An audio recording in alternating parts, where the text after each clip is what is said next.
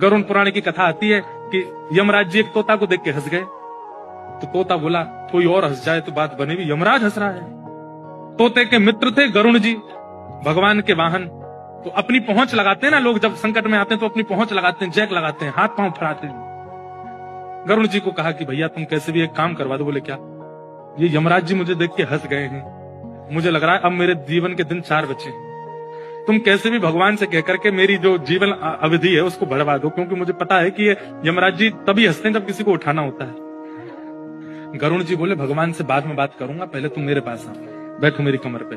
गरुड़ जी उड़ा करके उनको 7 समुद्र पार एक गुफा में ले गए और वहां भीतर ले जाकर के छोड़ दिया। बोले यहाँ रहो, यहाँ कोई नहीं आएगा, और ये 2-4-10 दिन यहीं बैठे रहना, सब ठीक हो जाएगा अपने आप। और मैं जाके भगवान, मैं यमराज जी से बात करता हूँ, भगवान को छोटे काम के लिए क्यों बोलना, मेरी पहुंच तो सब जगह है। मैं भी रसातल में जाके यमराज जी से कहता हूँ तुझको नहीं लेके जाएंगे, ठीक है? तोता बड़ा खुश हुआ, बहुत बढ़िया है, मैं यहीं रह लूंगा 4-5 दिन।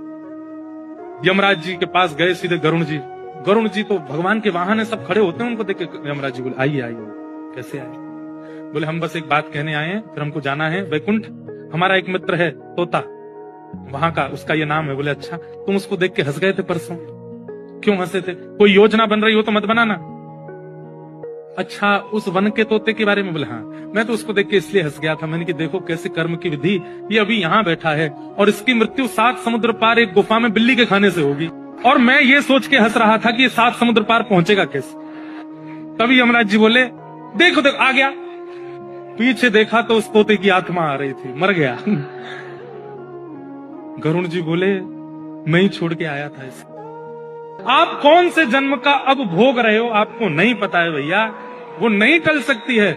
इसलिए प्रसन्न रहो, नाम जपो, कथा सुनो, खूब आनंद से रहो। इस बात का दोष मत दिया करो कि हम इतना अच्छा करते हैं, हमारे साथ बुरा क्यों होता है।